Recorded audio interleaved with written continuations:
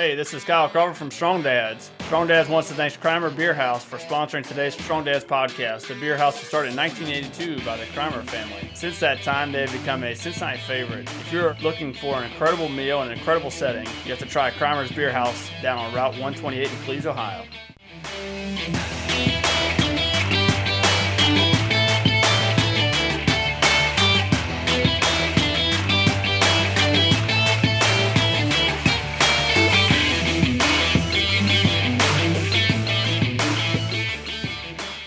Welcome to Strong Dads. Hey, this is Merle Hutchinson sitting here with the snot nose. The little guy. Little Kyle. Man, are you all right, little buddy? I feel all right. I got off of 24 hours of working my tail off, and I got this congestion that you gave to me. It's not good, Merle. It's not. I don't think it's COVID, but if it is, I'm still blaming it on you. Oh, yeah, blame it on me. That's all right. Well, you're going to have to do a little bit more contact tracing than right. that. You're going to have to bring that thing all the way back. But I probably am pretty guilty. I'm still fighting the congestion and just all that good, wonderful stuff. You just got to love it. Got to love it, right? Tis the season. Yeah, let's be real honest. We were going to do a show today on fitness and how to feel good, and both of us felt like garbage, so we called an audible. When it comes to fitness, let's be honest, Merle. My expertise is limited to nothing, so I didn't really have a whole lot to give to the show anyway. So I'm glad we scrapped it. Yeah. So anyway, but we have another. We're going to go down a different road because I think this road is a road really that I don't know. I'm seeing a lot of it in my office. In rock solid families in the coaching world. I see it both with men and women, but I see it, it disguises itself really weird in men, weird in the sense that we do everything we can to hide it. Yeah. And so today we're going to talk about atacophobia. Tachophobia. I'm sorry, aticophobia. I said that wrong. Aticophobia. Well, for us people who are not good with language here, can you go ahead and can you expand that a little bit? Yeah, it's just being afraid, fear of failure, fear of failure. Didn't you know that? Oh, there we go. So we're recording this in the month of October. It's that Halloween month, and fear's everywhere, right? Fear Factor and the House of Fear and all of these different things. But one of the things that I thought was just interesting in my office here lately is I've had multiple guys coming in, and it's really weird that there tends to be trends that come into our office, whether it's with couples or individuals. And right now I'm kind of in this trend of guys who are kind of paralyzed in their life in terms of not being able to make decisions, not being able to take a jump, not being able to get out there and do what is being pulled on one side of their mind and body, and then there's always something on the other side pulling them the other direction, and so they kind of are stuck. So we're going to go down that road a little bit of just like, okay, what is this thing called fear? Yeah. And how do we deal with it? Fear can lead to a lot of actually very crippling challenges, anxiety disorders, panic attacks, these kind of things. And I've done shows on my experience with that, and that's not a joking matter at all. As much as we can tease a little bit about being afraid of certain things, when your body is stricken by panic and anxiety, you're living day to day, moment to moment, and it can be for years. So it's no way to live. But even in these smaller times, maybe I'm in a period of the last few months or so, I've been kind of paralyzed by a fear of something. We're going to tackle that, okay? Yeah. So before we get into all of that, you got to share a story with me. Come on, you big chicken. About a time that I was fearful. Well, Merle, just like you were saying, it is October. Halloween is coming up, and my wife knows this all too well. Merle, I hate getting scared. You mean like if someone just says boo? Yeah. Right. I'm not good at this. So I think it all stemmed from like haunted houses back in middle school and high school. You have a scar. I do, Merle. It's not good. So I hate haunted houses. I hate scary movies. I don't understand them. I don't understand why anybody would pay money to go get scared. And it has kind of progressed to, like, Jenny used, like when we were dating and early in our marriage, like she would jump out and scare me, goofing around, right? Well, after doing it a couple of times and I started putting my fist up like I'm going to hit her, I think she realized she probably should stop doing that. So now she's like, hey, Ava, go scare Daddy. See what happens. Oh, that's good parenting. Thanks, Jen. Thanks. That's really good parenting. That'll be another show. But yes, I hate getting scared. Oh, it's awful. And the problem is if you ever tell guys at work, like at the firehouse, if you tell them one of your fears and something you don't like, they do it all the time too. Oh, yeah. All the time. And I remember working at an old fire department I used to work for. Around this time, we had to do a walkthrough through one of the haunted houses to make sure that, inspect it, essentially make sure everything was good.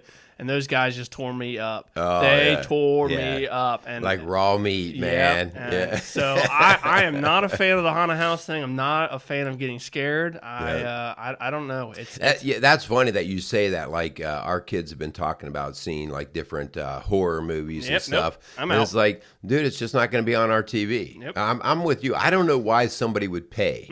I don't get that. Nope. Like, no, I'm out. I'm not doing that. Yeah, so I don't get it. That's not one of those that I would find exciting or fun.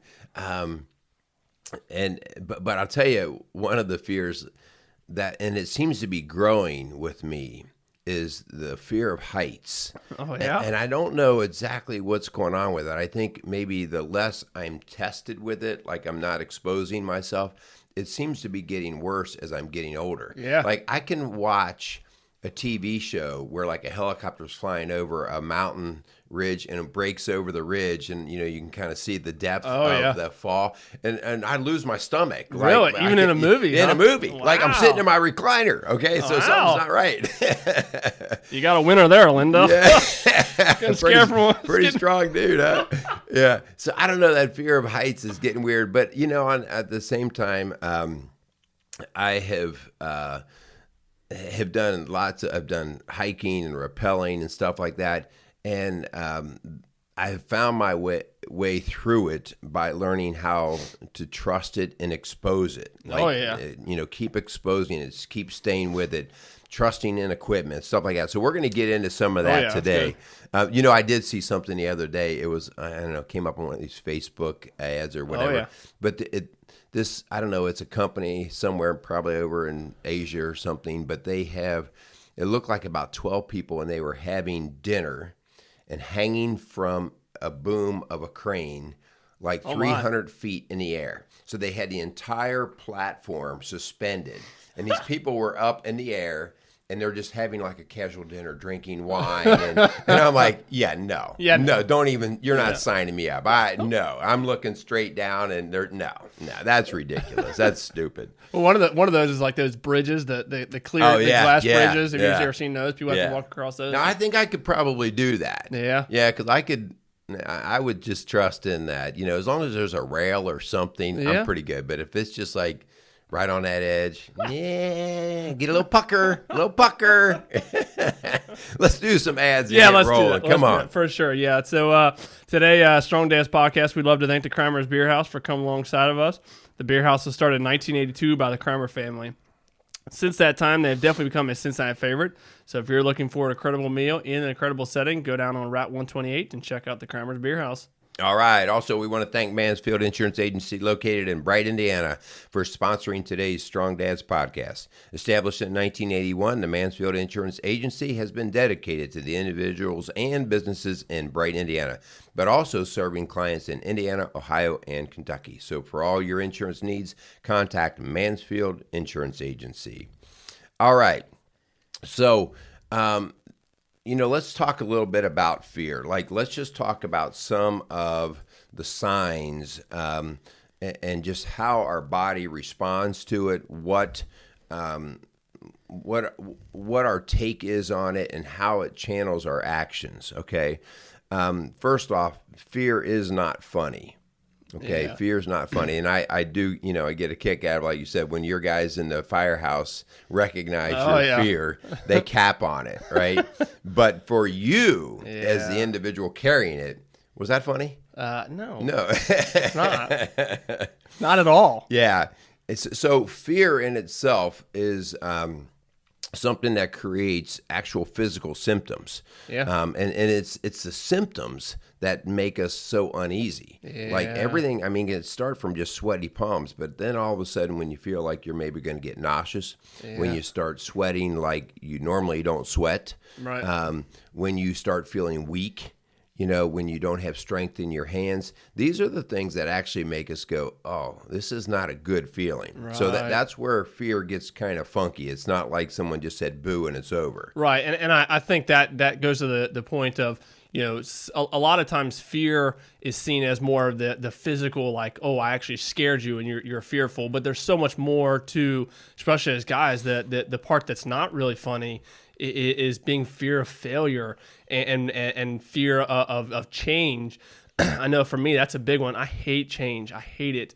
And that's let me stop you for a second. So what is it about the change that makes you so resistant to it? Yeah. Just because you like the familiarity or what? Help me out a little bit. Yeah, I think that's where it comes in for me because, and not that I'm old and wise, but as I've grown older, I get so comfortable in what I'm doing and how I'm doing it. And then when a curveball gets thrown in and there is a change, that's where I think that, you could call it fear or doubt, that maybe I'm not going to be able to adjust how I'm going about whatever I'm doing.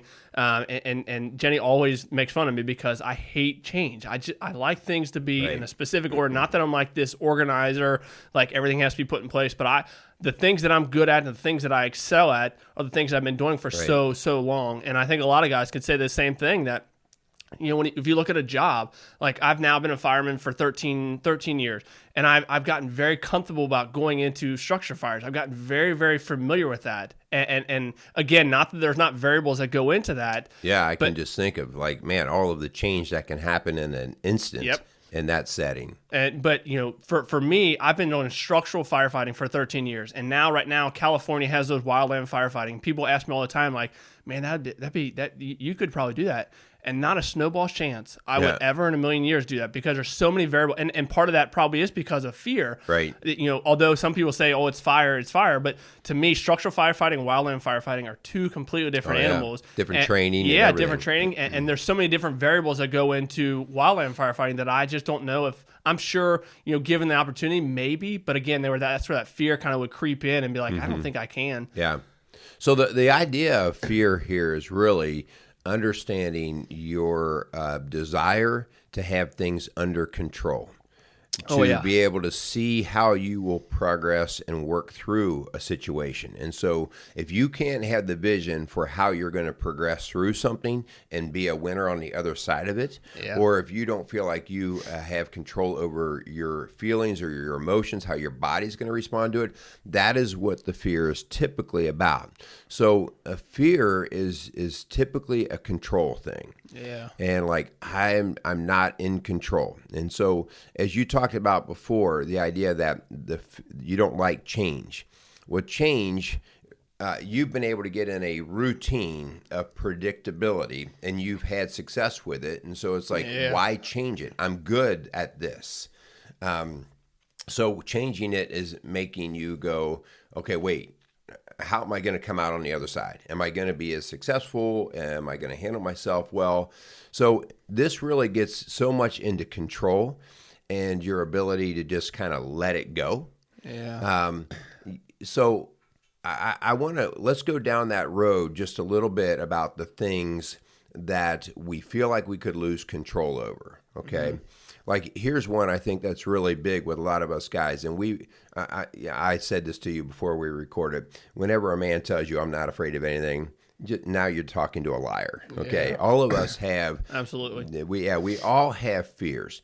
One area is I can't control what other people think about me, and not having that control makes me either not want to engage with them or engage in such a superficial level that I don't expose what they could possibly think about me, right? So the fear of other people's thoughts. Yep. And the best way for me to control that is to engage lightly or not at all, if that is one of my areas that I'm concerned about. And man, I just got kind of like hit in the heart, man. This is big for me. I'm in a very physically demanding profession. And if anybody knows me, I'm not the biggest, strongest dude in the world. And I'm not even going to comment. Yeah, please don't. Actually, you sell yourself short. Well, and the reason I say that is just what you're saying, like what people think about me.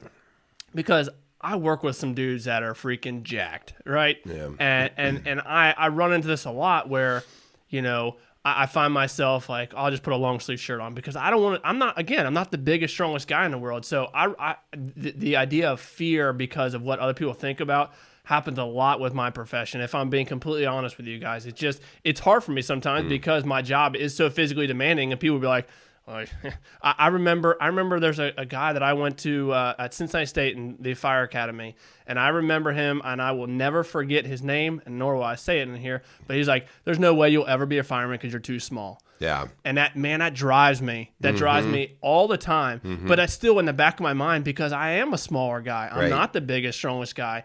But I think that's where, again, understanding that my perception may not be, you know, what I want it to be with other people, but I know what I can bring to the table. There's other things that I can bring, right. But my self-image sometimes when it comes, especially when it comes to my profession, I do have a fear of that the doubt that really kind of creeps in there. Yeah, I think that this is an important part of us working through the concept of fear. Another one is like not just what you bring to the table there, but the fear of not being capable or not being smart enough. Yep. And that's always been one for me. I've always hung with the people who were in the professional realm, and then I had one foot in the blue collar realm, and I've always been a tweener.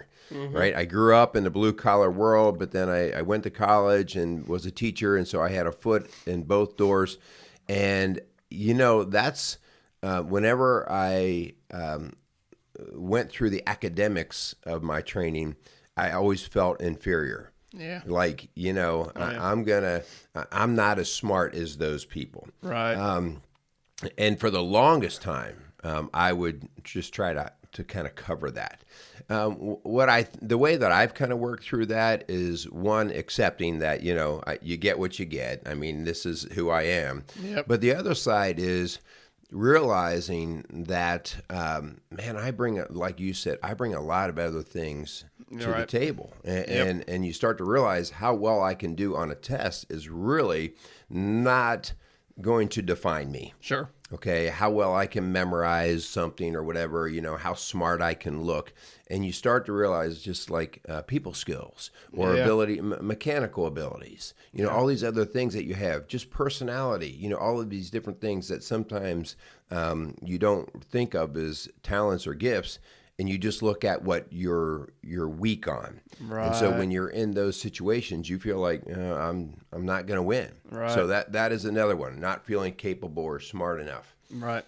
How about the idea of just failing in life? In other words, you can't hold jobs, you can't make money. How about that kind of failure? I have a lot of experience in this one, Merle. I've shared before on this show my struggles with taking tests, whether it be trying to get hired on at a fire department, whether it be trying to get my paramedic card.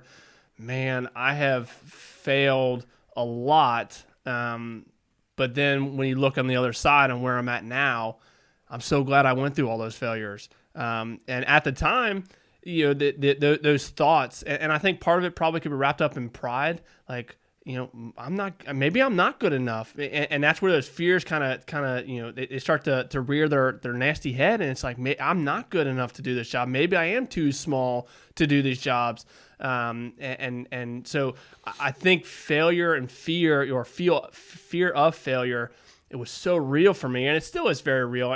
Tomorrow I'm supposed to, you know, we're recording this on a Monday. I'm supposed to take a test tomorrow to get promoted.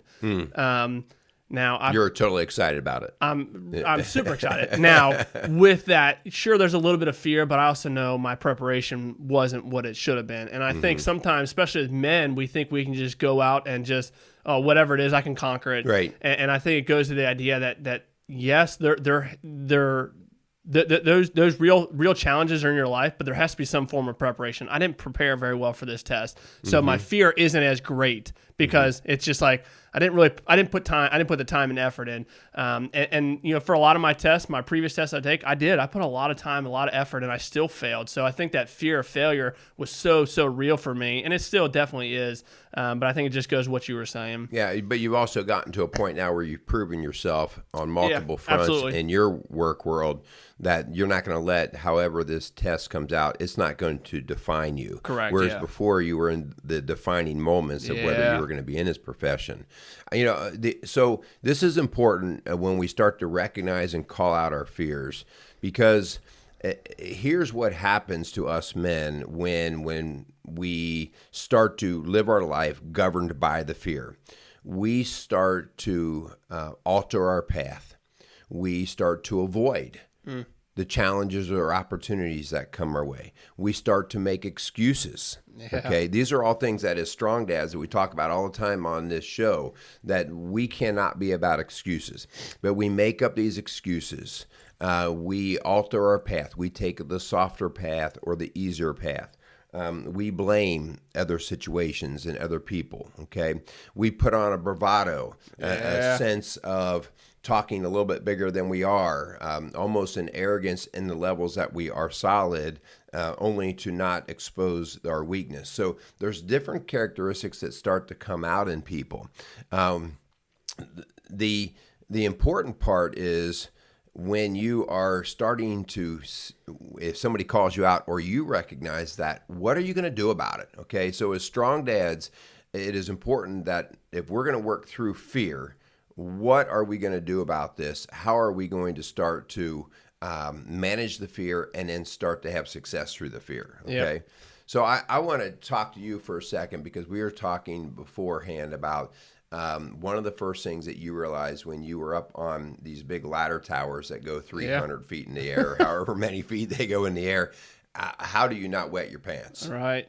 So this was, you know, I got moved on to a ladder company about 4 years ago, and one of my bigger, I guess you would call it a fear, is we got a new ladder truck in the city. It's 137 feet from the ground up, and I again, just like you were saying, if anybody says they're not fearful of being 137 feet, I would on a toothpick. Yeah, I'd question them a little bit. So there's definitely that natural just uncertainty, the natural fear that comes along with that. And the cool thing is we spent all day out at our training center going over this truck with the representative that actually was a part of building this truck. And man, the confidence that they instill in you being up on that, the amount of testing that these ladders go through, the amount of weight that these ladders can hold, and your fear is quickly diminished by confidence. And by you get educated on the amount of engineering that went into these trucks.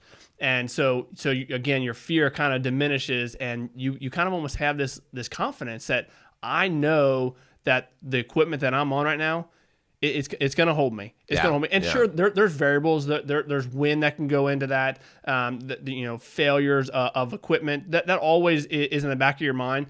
But your fear is lessened by a confidence in the equipment that you're on. And I think that's a great takeaway, hopefully, from this conversation about fear, that one of the ways as men, as strong dads, that we can move past or diminish a little bit of that fear. Again, that fear, I think, is a natural thing that happens. And I don't know if there's any quick fix on how to 100% get rid of that fear, because sure, when I climb up on a 137-foot ladder, there's always a little bit of fear. There's always the variables, those questions that go into mind. But I think for us as strong dads, one of the things we can begin to do is begin to have confidence. And that confidence, whether that be a confidence in who our God is, and who God is in us as strong men, or if that is the people we surround ourselves with, the people that really lift us up. I heard it recently that we should stop caring about what people that we would never take advice from, what they actually think about us. So the critics in your life that are constantly telling you can't do something or you're wrong, are those the people you truly take advice from? Because if it's not, then maybe you shouldn't care as much about what they really say about you. So I think that goes to the idea that just the people that you surround yourself with can really instill a lot of confidence, and again, diminishing that fear. Yeah, that's good stuff. I love the idea of that confidence. And I think that the first step too with the confidence, this is something that I've always done. I'm an avoider. Sure. If something is going to be fearful or challenging for me, if it hits that tipping point, my first instinct is, let's just not do this. Yeah. This is stupid. Okay. Yeah. So avoidance, and I'll say it in a real tough voice. Well, that's stupid. Don't do that. But the first thing that I've really come to realize with myself is I have to say, no, let's do this. Yeah. Like I actually have to have a verbal word coming out of my mouth of commitment. No, we're going to do it. Let's go. Let's roll. And so I think it's really important that we start to actually work on our mindset of challenge. Oh, yeah. I'm not going to run. I'm running into the fire, not away from the fire. And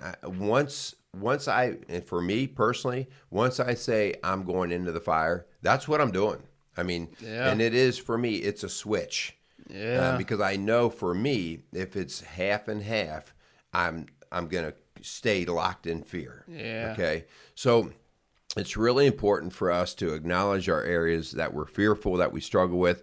And then if it's something that's truly a roadblock, and again, there are certain things that if you're fearful, like the idea for me, fear of heights, I don't have to work in heights. Right. It really is not an issue in my life. It doesn't slow me down. So I'm not like going up to the top of mountains every day and saying, okay, I'm going to expose this. However, if I were in those situations, I would know that there's only one way, and that's for me to keep exposing myself, exposing, in the sense of me getting comfortable with that height and letting my body basically win in those situations. So, let's talk a little bit about where God comes into this, okay? There are different ways that we treat fears, and they can be through psychotherapy. I mean, we can go through counseling and things like that, and we are not at all opposed to that. I think psychotherapy, or more specifically cognitive behavioral therapy, which we actually are looking at the thoughts that you are getting and where they're taking your mind and your body, getting a grip on those and starting to practice more and more of the right thinking that's going to win for you.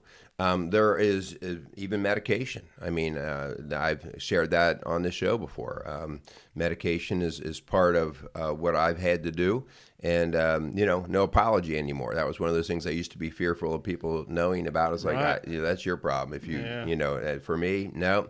It's something that I've had to incorporate into my life to be healthy and to continue to be doing well. But where does God come into this? Yeah. You talked before about confidence in your equipment. Yeah. Like confidence in the ladder truck. Yep. Okay. Where does God come into this for us? Right. And this is maybe new for some people, that we are called to be fearful of God. And this, again, that I think fear has different legs that kind of go into it, that I don't think we should be scared of God, but we should have definitely a fearful reverence of who God is. And again, this might be a new concept for some people, because I know it was for me a few years ago, just the coming to the realization that, man, God is so powerful and so big. And one of the questions that I posed to myself before is, do we need to fear God to grow closer to Him, or do we grow closer to Him so that we can learn how to fear Him more? And that's been something that I want to fear God in the sense of who He is in my life. Because if I feel that I'm bigger than God, well, sure, I'm not going to have a fear and a reverence for Him. And it goes to that this is a healthy fear that I have for God. Mm-hmm. That because I've grown closer with Him, I know what He can do for me in my life. And the flip side of that is if I don't grow closer to Him, my life can be a complete wreck. And that's where my healthy reverence and fear comes of God. And it just, again, diving in, trying to figure out who God is for you in your life. Man, when you figure that out and you continue down that journey of learning who God is, you really learn the power and the mighty that he can have in your life. And naturally there comes a fear, especially as a man, when you have to humble yourself before something so big as the cross. You're like, well, I'm not that big. God is so much bigger than me. Yeah. Well, so it comes back to a control thing. Yeah, absolutely. And when I feel like I'm out of control, that heightens my fear. But when you just talked about the idea that God is so big, we forget that God, and again, this is not just like, well, we're just talking casually about God. We're talking really in a serious conversation here. We believe God is the creator of the universe. We're talking about somebody in control of everything. Yeah. God is in control. And remember, the fear is based in a lack of control. And so us believing that God is in control of everything, and us believing that we are going to come out in a positive on the other side of whatever fears us, whatever challenges us. So that is that like you said, that humbling, that reverence to say, God, I'm not in control, but I trust that you are. Yeah. And when I have actually been able to say that, one of my phrases that helped get me through my severe anxiety that I went through was, God, I give it all to you. I give it all to you. I put it all in your hands. And that phrase came from the idea that I felt out of control and I needed him to take control. And once you actually do that and then you walk in and through that challenge, you recognize God's not there to watch you fall apart. He's not there for you to fail. He is there for you to get through that and to grow. And that has helped me to develop such a faith that, you know, when I am challenged now, it's like, I don't know, but God does. Yeah. I don't know, but he does. And so that is the peace that we finally get when we can say, God, you are in control and I'm not. And that has done more to settle my fears, my anxieties, fear of how people think about me, fear of how I'm going to perform in a situation, fear of whether I know all the answers. I don't have to prove that to anybody because I know that God's going to carry me through. And I don't even know what that looks like, right? I don't know what that looks like. But it's just like, when a kid's afraid of the dark. You and I can be not afraid of the dark because we have a vision for what the room looks like in the light. Yeah. Right? And so I no longer let my brain go into all these funky places of what could be in the dark room. I know what's in the dark room. And so when I have anxiety, it's kind of like that little kid in the dark room. I can now rest knowing that I'm going to be okay in the dark room. Yeah. Right? God is there. And so what a sense of peace. And that's what all of this is. The way that we get rid of that fear is we replace it with a sense of peace.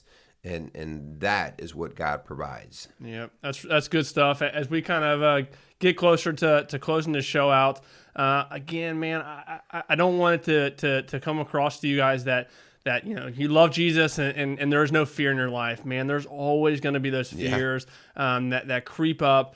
I think when you put things in perspective, when you're able to, just like you're saying, Merle, man, when I go into a house fire, one of the first things that I've learned to do is get down super, super low, and I can view my vantage point of things is so much better below all that smoke. I can see the layout of the room.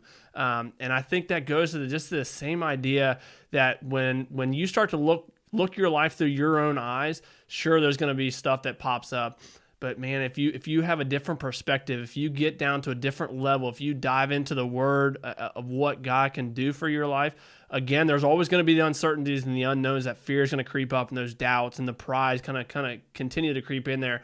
But when you put your identity in something bigger than this world, man, that's where your confidence starts to come in. That's where you start to have confidence in your equipment, and your equipment being God. Yeah, That's great point. So Isaiah 26:4 really kind of says it.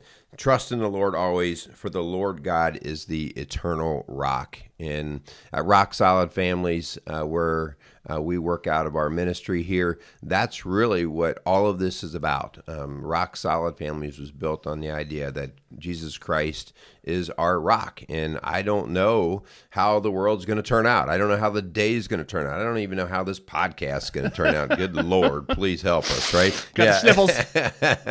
But the idea that we trust trust that God is our rock. And so that's how we work through our fear. So I hope this show is helpful to guys who are out there, whether you're struggling with making a decision about a job change or about something in your marriage or how you're handling yourself in a certain situation. Definitely we ask you to get prepared. We ask you we did the David and Goliath show. Yeah, you still do the training. Yes, you do all of the practice because that shows that you're going to go into and address the fear.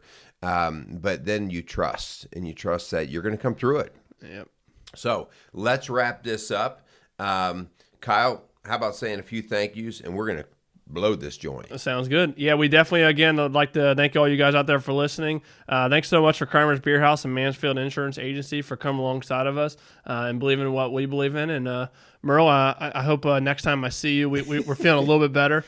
Again, just Merle, I made a point of it our last show. We got some really cool stuff coming up. Hopefully, get to dive into kind of how the man, how us as men think about different social issues and kind of bouncing it off of a biblical guy who is ingrained in the Bible and is able to kind of really point us into what God really thinks about some of these stuff. So stay tuned. We're keep plugging away. Going to keep putting these shows out there, and really appreciate all you guys. Go out there and be some strong dads. Hey, this is Merle Hutchinson from Strong Dads. Strong Dads wants to thank Mansfield Insurance Agency in Bright, Indiana for sponsoring today's Strong Dads podcast. Established in 1981, the Mansfield Insurance Agency has been dedicated to the individuals and businesses in Bright, Indiana, serving clients throughout Indiana, Ohio, and Kentucky.